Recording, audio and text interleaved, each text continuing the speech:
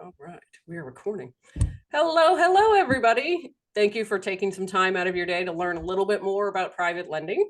My name is Alex Brashears. I'm the admin for the group Private Lending Lessons, which is hopefully how you found this video. If not, go on to Facebook and join our community and learn some more about passive investing and private lending specifically. Even if you're an active investor, there's still a lot to learn about private lending. Today, I have Jake Harris from BuildWallet, and today we're going to learn about something a little bit new. This might be a new concept for some of the private lenders that are in our community because we tend to have the newer scale of private lenders. Everybody's got to start somewhere. But what Jake Harris's program specifically does, and an online platform, I think is probably a better description, online platform, is they help with the whole construction draw process.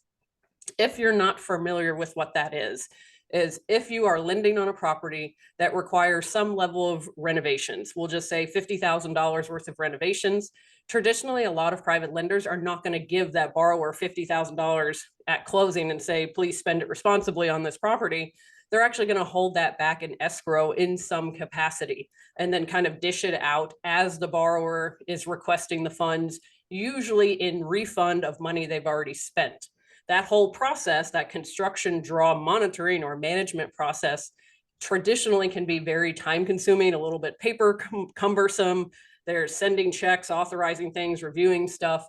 So what Jake has built, which is why I wanted to come talk to the community, was an online platform that has total transparency for the borrower, for the lender, for contractors. It's an app on your phone, right, Jake? You can use it as an app on your phone. So it's Absolutely. super portable, which fits into my lifestyle of investing passively so I can live actively. Jake knows we've had multiple conversations about that, where I would rather be.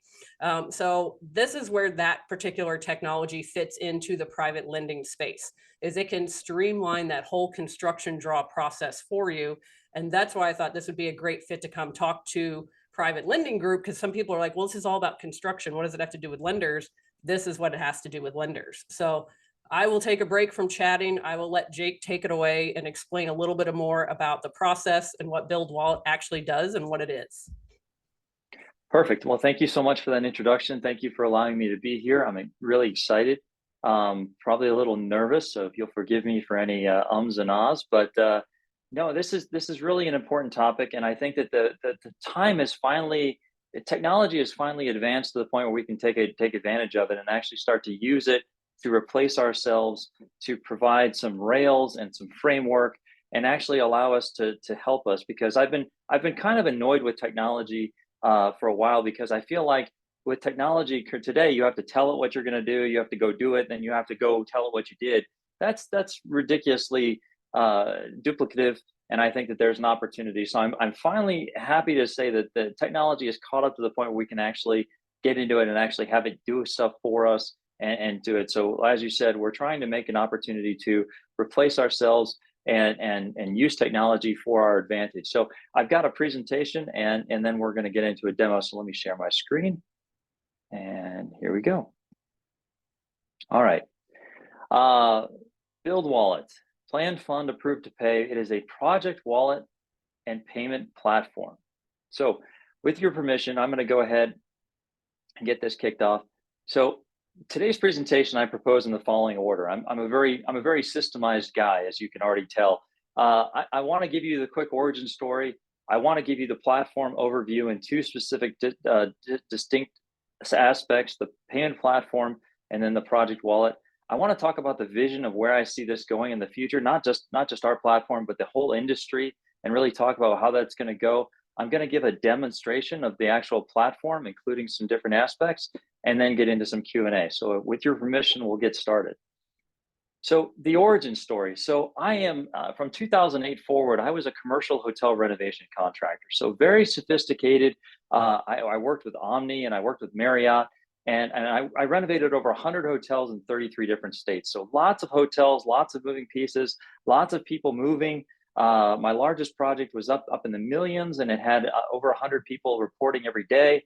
Smallest project around 250, and those were simple finishes. If you remember, a lot of the Courtyard hotels had those buffets, and we turned them into bistros. I did a lot of those, and a lot of those projects around the country.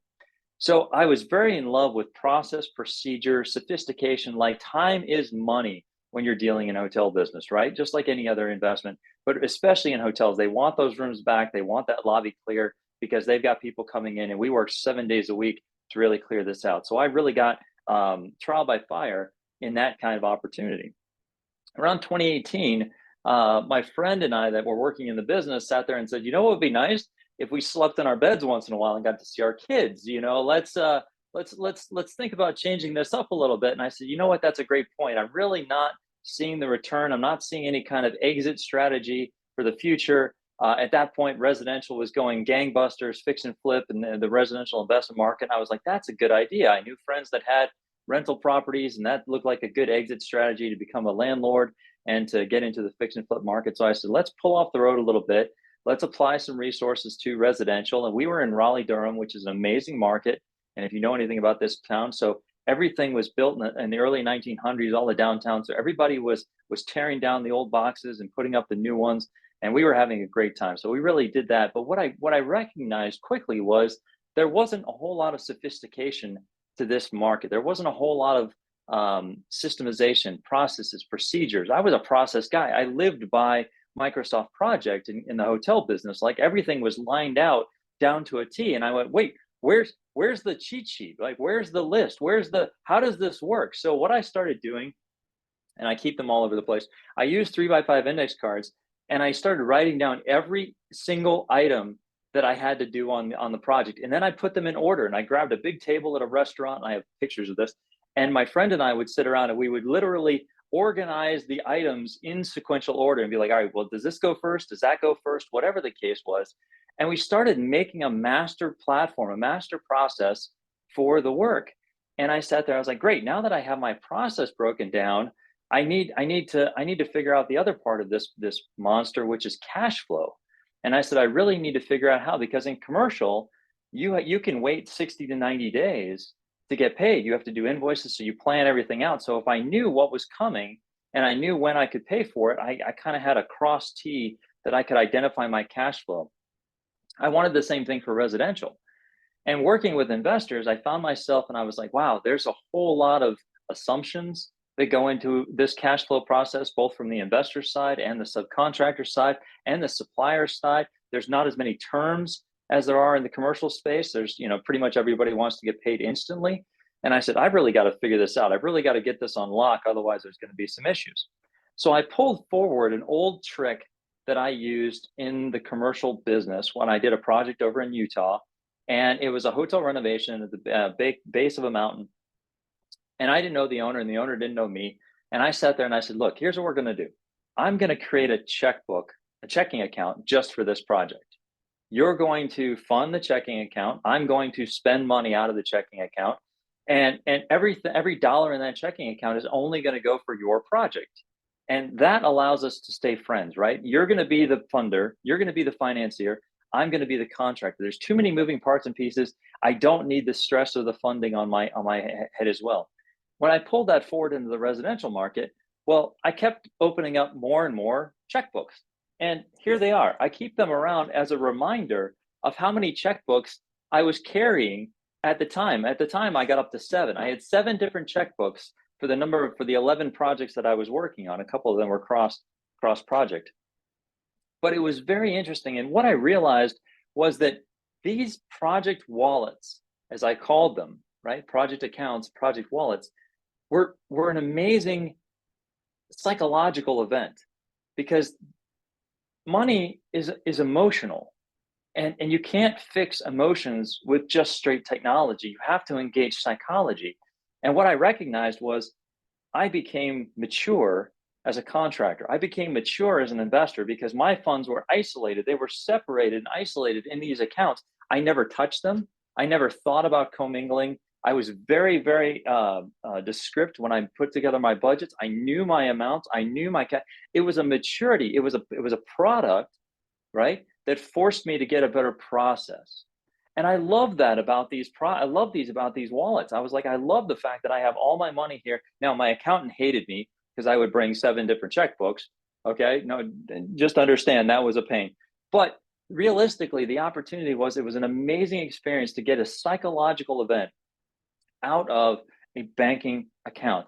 And I recognized that I wanted to do more with this. And I found a quote that was very early on. It was by Marshall McLuhan. He said in 2014, first we build the tools, then the tools build us, then they build us.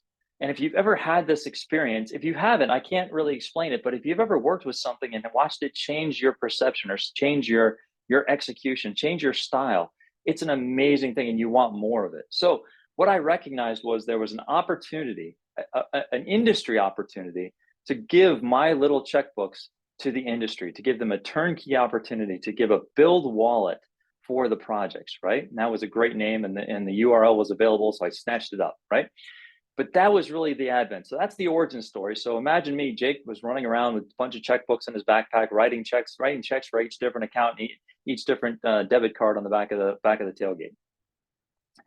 When we got into figuring out how to do this, we took everything that we had, all of our process, all of our procedure, all of our work, and we found a local development software engineer. And this software engineer was absolutely a gift from God. He sat there and he goes, I have banking experience, I have database experience, and I have app experience. And I was like, you're the guy, right? This is fantastic. It was a fantastic fit. He was local. We a friend of a friend. It was a great time. So we started to get into the platform design. And what we recognized very quickly was this needed to be two different parts. So everyone really understands those two different aspects was there was a payment platform and there was a project wallet. Now the payment platform, most people understand what a payment platform is. If you're familiar with PayPal, if you're familiar with Venmo or any of those, it's a digital wallet system where you register and receive an account, and then you trade funds with someone else who has an account. So you register an account, they register an account, you guys transact money. That's a payment platform in the simplest sense, okay? That's exactly what we needed. We said, we need to have the ability to go, because we knew one of the things that COVID showed us was that subcontractors are going towards digital payments, not away from them. So we realized that digital payments was the future. We weren't going to have this be an ACH or a wire. It needed to be digital payment platform, right? People trading money between each other. Now, project wallet, well, wait a second. How do I take what I had with my little digital bank account and set it up? Well, what we recognized was, just as when, if you're an entity, if you set up an LLC to buy a piece of real estate, or if you do, you can set up a bank account, can't you? You can register a bank account for that LLC. Why can't we do the same here? So we use the same infrastructure that we had on the payment platform, and we created a project wallet to sit between the entities. So how the project wallet looks like is this: the entity you can put money in, and it's a separate bank account. It has structure, it has framework, it has functionality behind it, and then that money can go to the other individual, or even better yet, it can go to multiple individuals. And just imagine, this is the ideation behind what we were doing over here, right? So a single entity that can be transferred money into in order to make that work. All right, let's get into the payment platform real quick, because I think that I want to talk about it. When you break down, now there's a number of different ways to do it, but one of the cool things is that the government just changed the rules back in 2021. So in 2021, the OCC, or the Office of the Comptroller, made a rule change, and they said, you know what, we're going to allow US banks to work with blockchain. Whoa, that's pretty cool. Like, that's very intuitive, because if you know anything about blockchain is all about smart contracts. So we have a banking partner. Evolve Bank and Trust is based out of Tennessee. So every account is not in Jake's garage or on some crazy crypto sphere. It's literally inside a bank. It's a registered bank account. It's a USD bank account. So our banking partner, Evolve Bank and Trust, gives us wallets for every one of the subscribers. And every wallet and every project wallet is an FDIC insured bank account. You take ACH funds in and you take ACH funds out. And now people ask me, they go, well, Jake, hold on a second. If I've got a bank account, how can I move money in a bank account with blockchain? Well, here's the trick. What the government changed in 2021 was they allowed independent node verification network, INVN. It's OCC letter 1174 if you want to look it up. But what they did is they sat there and they said, for every penny, every USD penny that comes in, that penny gets turned into a stable coin. And a stable coin is nothing more than digital currency that's tied to a fiat, which is the penny. So every time, and that's the relationship. So it's not cryptocurrency, it's stable coins. So it's just like having a digital penny is a great way to think about this. So now we have digital pennies, and the digital pennies stay in the platform, and we move them all around from account to account to account. And then when the final mile provider, when the painter, the plumber, the carpenter, or anyone pushes a button and withdraws their money, it turns it back into a penny and it goes to their account and an outside bank account. Okay. So please understand there's no witchcraft here. We are keeping this very simple. It's all within the government rules and regulations. It doesn't even touch cryptocurrency coins or market-based coins. This is a stable coin. We peg everything to the US penny. US pennies in, transfer to stable coin, US pennies back out when you transfer them back out. There. And Evolve Bank and Trust and JP Morgan are two of the largest banking platforms that have really jumped on the OCC letters. And you're going to continue to see more and more platforms being built around this. We're still very early. This is January 2021 when this letter came out. It's only, the middle of 2023. Blockchain. We use Ethereum. I like Ethereum, and I know there's a lot of different applications. Now, the difference between the blockchain and the cryptocurrency is kind of like the nail gun versus the nails. Okay, so recognize that there are about 500 blockchains. Okay, and there are about 3,000 coins in the system. Okay, so well, they all have to go somewhere. So these people, you have multiple people using different blockchains. So again, if you think of them in your head as the nail gun and the nails, you'll separate them. So I'm very interested in the infrastructure of the nail gun and what it can do for us, not the nails themselves.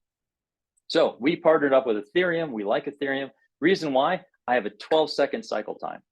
So 12 seconds tells me exactly how fast I deliver. So when you push approve to pay on the platform, 12 seconds later, somebody's phone is going, ding, you've been paid. That's pretty bloody fast, okay? Bitcoin and some other ones were minutes, if not almost an hour. And I went, nope, we have to be real fast. So again, real-time reporting. Again, anyone who moves money, anyone who likes technology, anyone who likes accounting especially, knows what a ledger is. And blockchain is nothing but an immutable ledger. It means cannot be broken ledger. So I love the fact that what we're doing is we've got a banking situation. So we've got a bunch of accounts, we've got a bunch of wallets, and then the blockchain is what moves the money from wallet to wallet to wallet to wallet, and it's giving us real-time accounting. So again, this is not just a ledger or a piece of software. This is literally moving money from wallets using blockchain, which is the first time in history we're not using human nature. We're using technology to really do that. And again, that's my ledger transactions. All right, so payment platform, right? So this is the underlying structure of our entire platform. It works very much just like a PayPal, just like a Venmo. You've got people who sign on to the platform, they get registered, they get an account. Now, here comes the fun part. And here comes the uniqueness of what we're dealing with. We're dealing with a project wallet framework. Now, there's two different aspects to the project wallet framework. Now, in order to do this, this bank account does not restrict me from sending money to another project. It does not restrict me from sending money to myself. A bank account is just a receptacle. It doesn't think, it doesn't have rules, it doesn't have regulations. There's no payment rails here. We needed to set up a two-part situation where there was a back-end framework that could not be modified, right? These are the rules and regulations. Think about bowling with bumpers. It's like the bumpers come out when you're bowling, right? You're not going to get a strike, but you're not going to get a gutter ball. You're constrained on where you can go. So the back-end framework that we have fixed the who, when, and how the funds could be planned, received, approved, and distributed. We wrote software on the platform that says every time somebody signs up for a BuildWallet and opens a project, they're going to get this project wallet, and this project wallet is going to tell them exactly how it's planned, when the money is received, who can approve it, what they're approving, and then how it's distributing. But wait a second, not every project is the same. So how do we fix that? Well, that's easy. We work on the front end. So the front end is where we get into the customized per project situation, where you have the phases, scopes, invoice milestones, and values. Now, here's the cool thing. People ask me all the time, what is a project? And I said, doghouse or skyscraper, it doesn't matter. If you've got a scope of work and a list of subcontractors, you've got a project. You have a project. You have a project team. You have a project. So when does BuildWallet not make sense? When you're a one-man shop. If you're a one-man band and you're doing all this stuff, you're not going to set up an account to do this. When does BuildWallet make perfect sense? When there's a team. When you have a team situation. And here's why. Cash flow is a team. From the lender down to the lowly painter, it's a team project. And here's the problem. You can be a pro at this, but if somebody in the chain is no good, you're only as good as your weakest link. That's why I like the ability, because the back end framework of the project wallet makes everybody a superstar. You don't have to rely or worry about somebody doing something else. This is fixed. You cannot modify this. It is set up. So imagine a standardized application. Everybody's operating under the same rules, the same regulations, which based on what Alex and I were talking about, allows us to have conformity, standardization, and trust. Because now we know that they have to do it the way that they do it. Now you can change the phases, the scopes, the vision, the milestones, whatever, and then until they're locked, but the back end has to work the same. Okay, and I want to show you that next. Let's talk about roles and responsibilities on the platform. So first and foremost, there's an owner. This is the primary stakeholder. Their responsibilities are simple. They set up the project and the team. They fund the project wallet with initial funds. They move the funds from the project wallet to the phases and scopes ahead of the work, because that's how automation works. You have to load the things before it can be automated. And then they approve the phases and the change orders.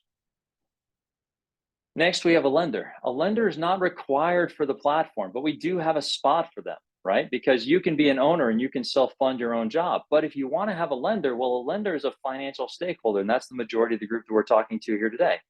So if your responsibility is to fund directly, by the way, the project wallet, you know that money that you're putting in is going for that project because you're funding it directly. And I'll show you that in a second. You sit back and you monitor the project because you can watch how the money is moving through the platform. So a lot of times now you're sending money and then you don't hear anything for a month and you're like, are they dead? Are they in Aruba? Is the project going smoothly? I have no idea. This is real story from these people, right? You know, I talk to enough lenders. You get to log in and know that your money is sitting there and it's there and you're watching it and there's the transactions. And last but not least, we're working on a third-party inspection call, which would allow somebody to go out and to do a verification against the schedule of values, the scope work, and actually give you a response and a review. I'll show you how that's working as well. Still beta testing. It was an early request. We're excited to get it out there, but I wanted to let you know that's still coming. And we continue to make improvements. Contractor, primary project execution, okay? They're responsible to setting up the project with the owner. So that's a tandem relationship where they negotiate and get everything just right. They issue the subcontracts. They approve the invoices and the change orders as needed. And then when they're finished with a phase, they submit for their phase to the owner so that they can get paid, okay? So again, we've aligned the responsibilities and aligned the objectives because the contractor only gets paid after the owner approves each phase. Subcontractor supplier, labor and material supply. They negotiate and they accept the subcontract with the contractor. They execute the invoices at the milestones. This is a key fact. They have to set the milestones ahead of time. We've done away with arbitrary percent complete because percent complete is argumentative. I say 32%, you say 28%, you say 45%. Who's right, who's wrong? It's a point of contention, so we eliminated it altogether. You establish the milestones at the issuance of the subcontract, and then you slam forward to them, take your photos with your phone, and then you hit submit. And then the sub and supplier can, using their phone, to go ahead and issue their change orders as needed. This is a quick demonstration of how the flow of funds works. So the owner and lender will go ahead and add funds to a project. The contractor will approve and pay subs and suppliers. Now, recognize the subs and suppliers are being paid directly from the project wallet. The contractor is not touching that money. So again, we've eliminated the temptation. we've brought it back to psychology and said, look, it's just raw material. You're approving and doing the distributions, but you're not touching it. Then when the phase is complete, the owner approves the phase to pay the contractor. And this includes his overhead, this includes his profit, and this includes any margin that may be left over from buying down the subs and suppliers. And then after that's done, then the owner and lender add funds and repeat. A great question I get from a lot of lenders are, do I have to fund the entire project? No. You fund by phase, you fund by amount, you fund however you want in order to make sure that there's enough money to keep moving, because cash flow equals workflow. You want to make a project move faster, increase the cash flow. Things will start to move. Now that we have trust that it can only be used for this project, you're not at risk for it deviating and going to another job. But that's the thing. So you are the owner and the lender are in full control of the cash flow to equal the workflow. Platform benefits by role. These are the direct responses that we've gotten from our clients as to why they believe this is such value. The number one response that we got from the owners was freedom. Freedom through automation. Much like Alex said in the beginning, they like the ability to be able to approve change orders while they're sipping coffee, to send money while they're watching movies. Whatever the case is, we're using technology and automation through this in order to gain freedom and not be tied to a job site and a project site. Our lenders, hands down, reduction of risk. This is you're sending out business purpose loans. This is a business purpose loan tool. Okay, this is an entity created for a business purpose and just one business purpose. It's dedicated. It's only used for that one purpose. Just like my little bank accounts, after they were done, I would close them out. That's the only specific tool. So the reduction of risk is amazing, and you can log in at any time and know that the money is not only there and what your value is, but that it's not moving. It's there. It's sitting. It's there waiting for deployment. Contractors, you're cutting overhead and stress. Okay. Number one call from the contractors: I don't want to be the bank. Don't make me the bank. I'm too busy. I'm not good with money. They're tactile people, right? We are tactile industry. We like board feet and screws and nuts and bolts and brick and stone. And so when you start getting into cash flow and you start getting into these non-tactile situations, it's abstract. It's not logical. It's not simple. It's not something they're used to. So a lot of times the contractors would say, just don't make me the bank. I just want to focus on getting the laborers and the suppliers and get everything at the right place at the right time and make it look pretty. So this does that. This gets them out of that situation. Last but not least, subs and suppliers, automate paperwork and payments. I love this quote. This was a quote given to me by a builder locally in Raleigh. He said, Jake, everybody says that building a house is like a factory in a field. He goes, show me one factory in the world where the employees have to generate and bring their own time cards. And I went, you're right. It wouldn't work. It wouldn't function. The processing would be impossible. It just doesn't work. And he goes, that's the disconnect in this industry. We're asking the employees of the factory to bring and generate their own time cards. And that's why we have such a rub. Plus, that's not what they're there for. They don't see an ROI.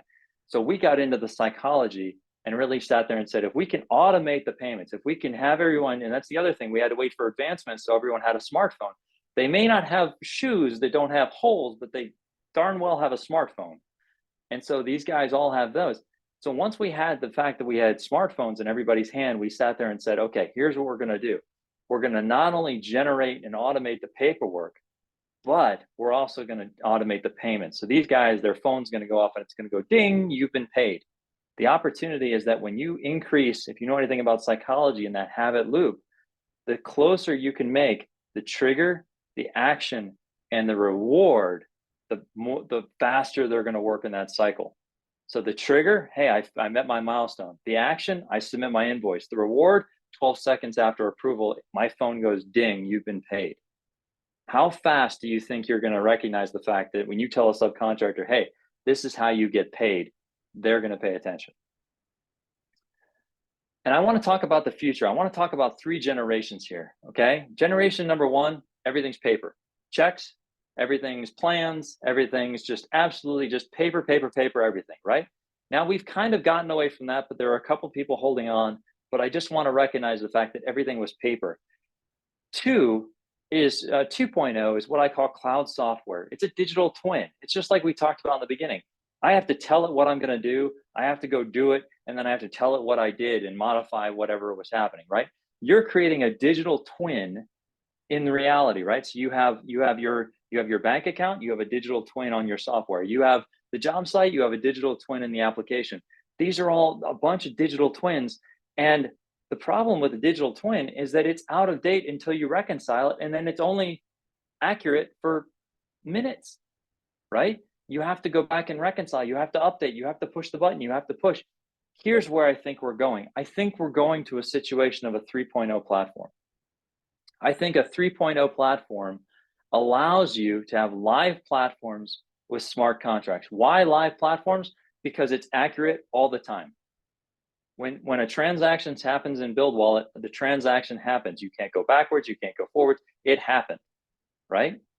So I love the fact that live platforms are live all the time. There's no reconciliation. There's no account. There's no going back in and redoing something or updating it. It's updated. It's live the entire time. And smart contracts are a blockchain tool, and that's what we use to move money. You can actually tie smart contracts together, and you can actually automate and sequence a lot of cool things. So I think the industry is poised for some really cool stuff.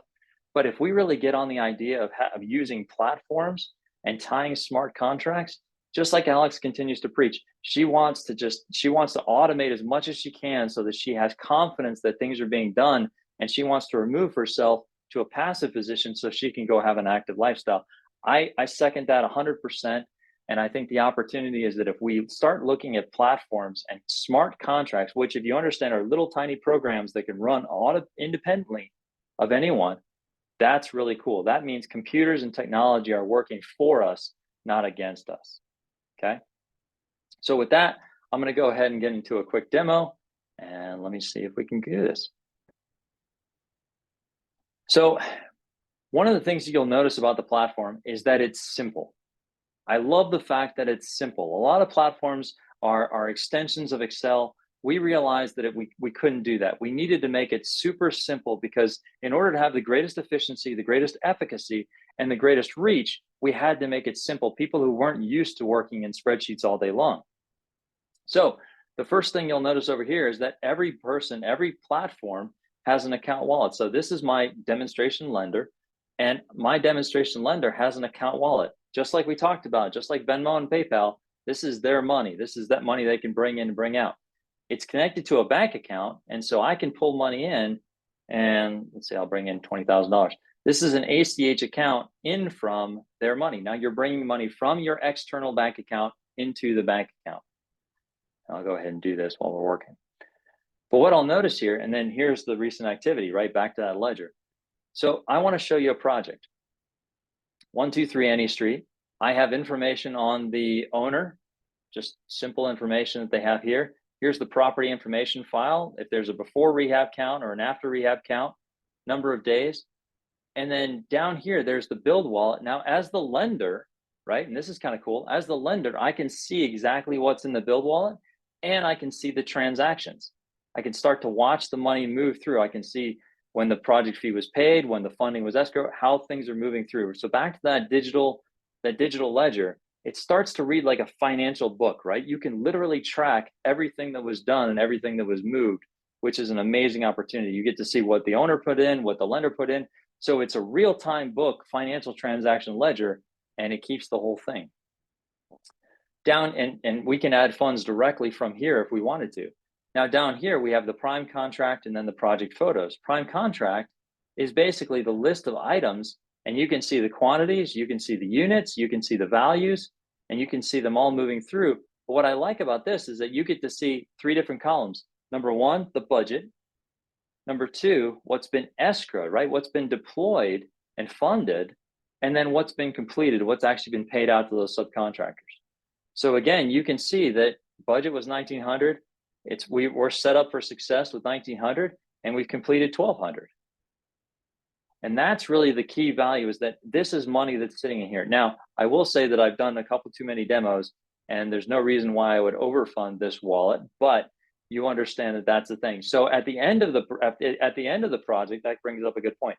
At the end of the project, if there's money left over, a great example, when the owner, when as a lender, if you're going to fully fund the renovation, and the owner goes ahead and puts the first tranche of money in, $10,000, $500, whatever it is. Well, if the lender's fully funding, they will fund the BuildWallet, and there will be money left over in the BuildWallet. Well, at the end of the project, the owner completes all the scopes of work, and then they submit back to the lender, and the lender approves and releases anything remaining in the BuildWallet to the owner. So we've already thought about how we can work through overages, and we can work through all those things. Now, I want to switch this for a second, and I want to show you what the owner's view looks like. Here's the owner's view on the same project. Right, so they have this, and they're also seeing their demonstration contractor because they had to invite the contractor. They're also seeing the lender. They had to invite the lender. And then here's the project photo. So every time an invoice is taken, or an invoice or a change order, there are photos, geotagged photos, and those geotagged photos are rolling to the project wall, and you get to view them all. You can see my office, but you can see that this is the thing. So you'll start to watch a house get built, and then you get freeze frame, photo by photo on everything that happens. So, oh, and the one last thing I wanted to show was, I wanted to show the lender here. Oh, one last thing. So the beta test and the exciting thing that I'm looking for from the lender standpoint was there's an inspection. There's an external inspection, a third-party inspection process. Now, we've made this very simple. It's an email link, and you have to have a smartphone, and you have to get a code. So I sent this to myself, the demo at BuildWallet, and I sent it, and I said, okay, now here's the cool thing. So we requested an outside inspection from a third party. The only thing that inspector saw was the scope of work and the percent complete. Now, here's the cool part about what I think this is going to do from a third-party inspection standpoint. Us, as the lenders, can see now that there was a $700 budget, there was $700 escrow, there was $700 spent completed. So my inspector should see 100% done.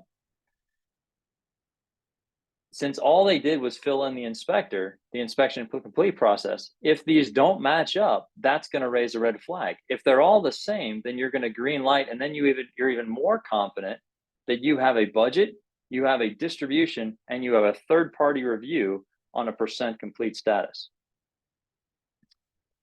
And like I said, here's a good example. So 500, 500, 100%, 200, 200, 0% spent, 0% complete. That makes sense. So in this situation, I've got $200 waiting for deployment.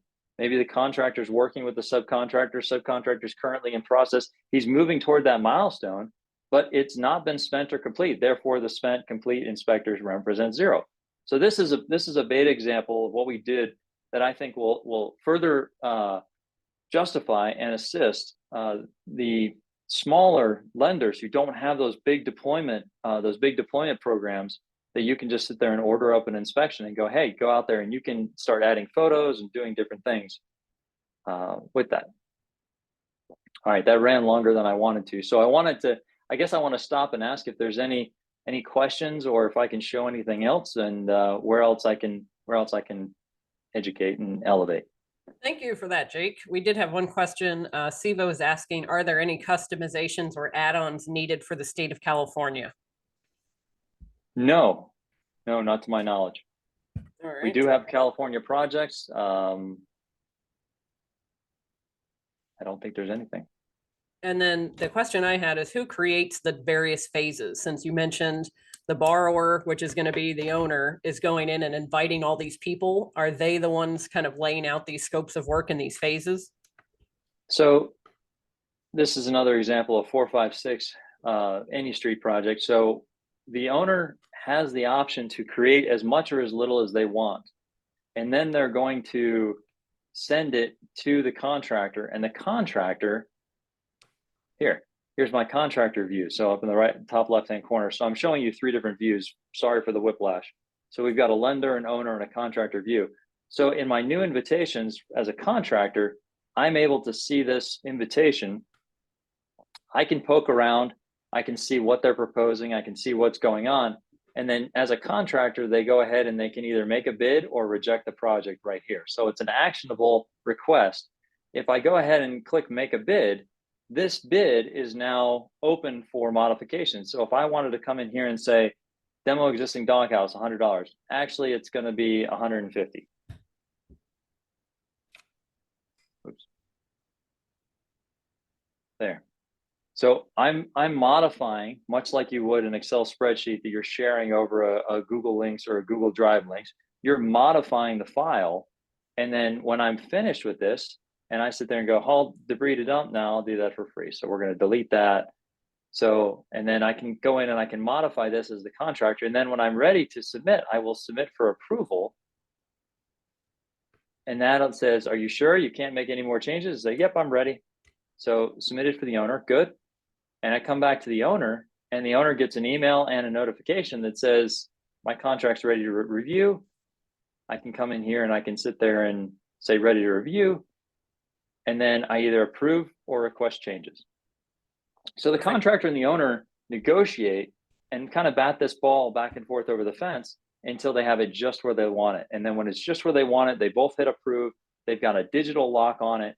And now it's locked. And the only thing that can open it up is a change order. And the change order process has to be followed. And that's very, very simple, but it is an active process to which you have to actually go through. And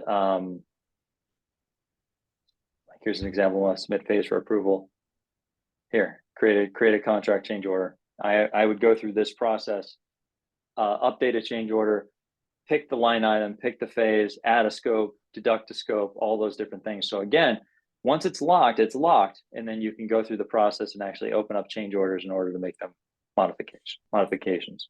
And that's great because the next question kind of flows right into that is if there's a litigation or dispute, what kind of proof or timestamps or geo stamps are there on the platform available so they can say, hey, look, at this exact time, this exact date, where would someone find that? I mean, it's all of it. So we have, it's all here, and it's all completely timestamped. When it was escrowed, how it was escrowed, when the documentations were reviewed, all the details. Here's an example of a change order that was submitted from the subcontractor, the owner. Everything's timestamped, like down to the millisecond, and all the documentation again. So to your point, one of the things is that this actually can prove and show and justify exactly where money went and exactly what it was used for. And you really can't. The people that don't like this platform are the bad actors. Like if you're trying to, cheat the system and commingle funds, or we're not going to be friends. Like you're not going to like this platform because this platform is once it's customized on the front end, it's so rigid that it really does eliminate a lot of the bad actors because it's so simple to use. But you have to follow and do what you said you were going to do. You have to meet your milestones. You have to complete the phases. You have to do what you need to do. And there's really no way to cheat it because we wrote that hard framework into each BuildWallet, into each project wallet and BuildWallet, so that it can't be deviated. It can't be messed with. That's wonderful. I love that part of it. There's a question I have. I saw photos on the screen. I believe it was in the lender area. Do you mind talking about those photos, how they get there, what they are? Because someone had a question about, the project photos. Go forward. And I prepared a video for that. Oh, perfect.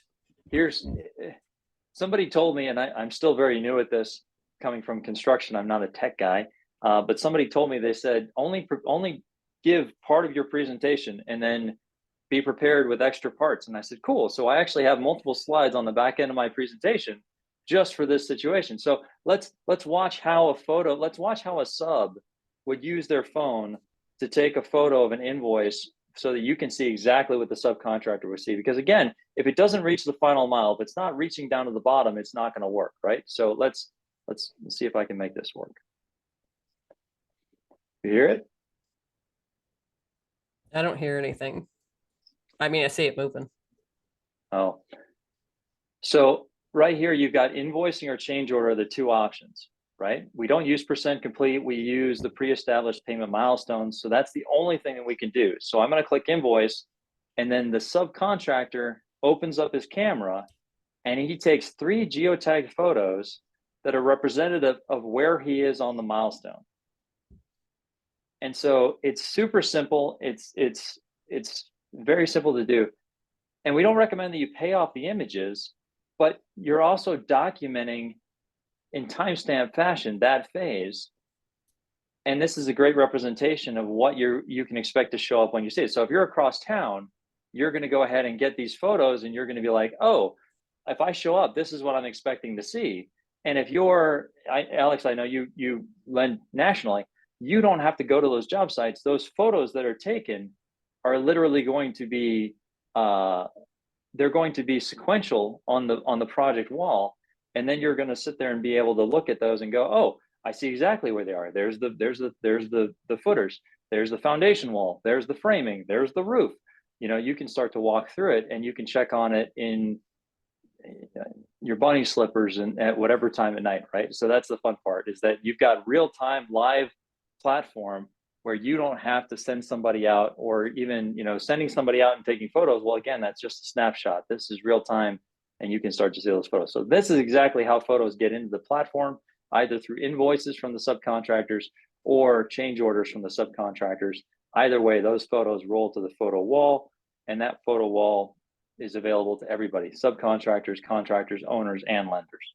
And I'll tell you, I like this as a lender from the perspective of, if you have a borrower who has gone silent, they're not good at doing updates for whatever reason, you're manually getting updates about this project without the borrower. You're not having to track down the borrower. You're not having to wait on a text message or an email, because the subcontractors and the contractors are filling you in because they want to get paid, right? So it can help a lender from the perspective of, you're not constantly having to chase down a borrower or a partner of a borrower and say, hey, what's going on with this project?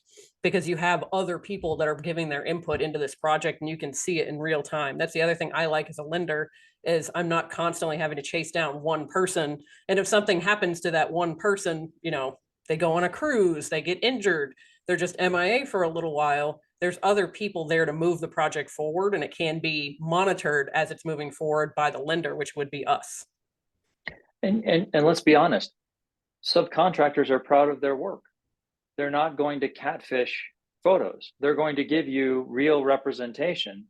And we found that there was enough trust and honesty in the subcontractor realm, where they were like, okay, if as a tile guy, when I finish my job and I'm backing out of the room with a sponge, I'm going to get up and then take 3 photos and represent the work that you can expect to see. Now, and there's also, and like I said, you don't have to pay off of these photos, but when the contractor across town gets the photos and says, great, now I can stop by and verify what's going on.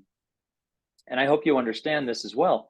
We've now just eliminated the account invoicing team for the subcontractors.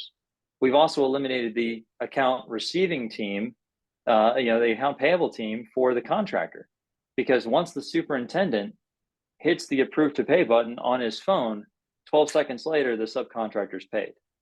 So we had to make it a win-win, because our payment, BuildWallet's payment, is tied to the distribution of funds to the final mile provider. So in theory, if you want to look at it this way, we're the last ones to get paid. We take our small little credit card fee off of what the subcontractors and the people are receiving on the very, very back end. And a lot of the subcontractors we recognized already had that fee included, because a lot of them are dealing with credit card payments and everything else. So they recognized that it was, okay, well, this is I get paid with PayPal, I get paid with Venmo. Once you're a business and you're taking payments with any one of these platforms, there's a fee. There's a digital transaction and processing fee. We kept it at 2.99. That's the same as PayPal. So we're not doing anything that they're already not familiar with. But what we did is this is a specialization in that work. But the subcontractors had to see enough value in it so that they didn't revolt and say, no, I don't want it. But they recognized that some of the subcontractors, and there's one story in particular that always gets me. When I had one of my subcontractors that I had worked and dug next to actually called me up crying, and I said, what's the matter? And he said, well, I just want to say thank you, because before BuildWallet, I had to go home and ask my wife, my son, and my daughter for help with this paperwork. Now I'm taking photos from my truck, from the job site. He goes, "Thank you. You've helped me. You've made me feel more like a man. You've made me feel more like a father and a business owner." And I'm like, "Yeah, we're onto something here. Like, that's pretty cool when you can actually assist the subcontractors and the owners, and we're eliminating the paperwork and we're allowing them to focus on the work that they love to do, because all they have to do is open their phone and take photos." And And that's as an the invoice. lender, I know you mentioned this earlier, that the borrower or the owner is inviting the lender, the contractor, et cetera, to the platform. Is there a model where a lender can initiate and then invite people? Because if the lender is putting up, just to continue the example, the $50,000, can they put up and say, all right, we will do a construction holdback for $50,000. Here's the invitation to this platform where we will do the disbursement of funds. So can a lender initiate this? Not at this point. So because, and I'll tell you the reason why. The reason why is that, remember, these are bank accounts. So Mm-hmm. the owner is actually the owner of the bank account for the project, because that's a question that we get a lot from larger lenders. They go, "We have to distribute directly to the owner." And I said, well, the owner's address is the physical owner of the bank account that is listed for this project. So we have to have the owner start. But in the future, what we're planning on doing is making it a little bit less rigid when it comes to the origination of the project. Everybody will still have the same responsibilities, but as far as who starts a project, because we have a number of contractors that are like, "Well, I want to start the project and then invite the owner and then have them take ownership of the wallet." And I said, "Okay, we could do that." So what we're finding is that there's a little bit of the rigidity of the project wallet and the framework, the financial framework stays, but who does what is starting to move a little bit and shift a little bit to allow lenders to require this, right? I mean, somebody a long time ago told me, well, it's the golden rule: he who has the gold makes the rules, right? You're establishing this loan purpose or business purpose wallet specifically for the project, and guaranteeing that all the money that goes through it and into it and out of it is for the purpose for which you've established it. Making it so the lenders can initiate it in the future and control it. And then the other thing that we really want to improve upon and build up is a reporting and a roll-up feature, so that right now it's very granular in the sense that when you log in and you have 10 projects, you can log into each one of those 10 projects and get an accurate current representation of where everything is.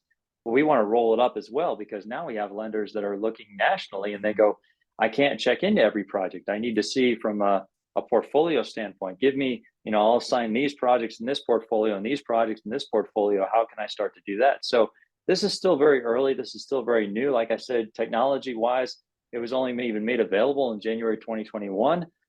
We launched and we were live by April. So we were very bleeding edge on this in April of 2021. So we've been around for 2 years. We've worked out a lot of the bugs and the kinks, but there's still a lot of upward movement. And I'm going to dedicate the rest of my life to making this thing really take off, because I believe so much, not only in myself, what it did for me personally, but also what this can do to the industry. And if we can straighten and remove a lot of this financial frustration that's around our industry, it will allow us to just focus on the work at hand, and we can do some really cool things. Yeah, I love that. And this is something we talked about before, that one person can have multiple roles. So, for example, if your borrower is a contractor or will be monitoring the contractors, your borrower could also be in both roles. They could be the owner and the contractor, and then kind of invite their subs if they're doing some of the work. Because some of the borrowers like to paint or do some sort of work. Maybe they want to demo and get some frustration out. But so multiple people, or the same person, can occupy multiple roles in your platform, which I think, like to your point, there is some rigidity, but that is way to involve a little bit of flex. So you don't necessarily have to have a specific the borrower doesn't have to necessarily have a specific contractor. They can, in your system, act as a contractor and then just kind of sub out the things they aren't doing. No, we have a number of investor GCs who are Mhm. one and the same, and all it takes is just either a separate email account or whatever the case, but they switch hats, because again, the roles and responsibilities, even though they're both, they still have to jump. They have to jump the platforms, or more than likely, what most of them do is they'll download the app and they'll be the contractor and the contractor subcontractor on their phone, and then they'll use their computer for owner responsibilities. Yeah, I love it. How can we get a hold of you in the future if we have other questions about this or just want to chat about this program in general? That's a great point. I forgot to include a slide, but BuildWallet, just like it sounds, buildwallet.com is the website. You can go in there and book a demo on my platform. I'd welcome the opportunity to show anybody who's interested in learning more about that. I will say he's also on LinkedIn. So Jake Harris on LinkedIn. Yep, BuildWallet. And then we also have, the other thing I'll add is that we're still continuing to build out our extensive user base and trying to figure out all the different user guides. So one of the things that I think that a lot of people get frustrated with is they think this is overwhelming. We're here. This is not a technology that we just are giving you and saying, here, have fun. We plan on being a fully interactive and fully engaging support system to make sure that this works. Because like we said, we don't get paid unless money's successfully moving through the platform. So we are 100% in your corner. We work for the project to make sure the project is moving forward. So all the different owner actions, all the different lenders, we've got articles, we've got who it's done by, who it's sent to, all these different things are all here on our user guides. And we want to make sure that everything is fully simple, easy, and supportive as possible so that we can make sure everybody wins. But yes, come see us at buildwallet.com. Come book a demo, come contact us. My name is Jake Harris. I'm CEO, founder. And I really enjoyed getting to know all of you, and I look forward to continuing to work with the private lending space and get ready because wallets are coming. Yeah, I appreciate you spending some time with us this afternoon. And if you have any questions, feel free to reach out to Jake. He's more than willing to answer questions and, jump on a Zoom call, for example, to talk this through if you need a little more clarification, especially if you're a lender. Otherwise, thank you for spending some time with us. If you're live now or you're watching this as a recording, we look forward to having you at future educational events for private lending lessons. But thank you, Jake. I appreciate your time. Oh, it's great. Thank you so much for having me.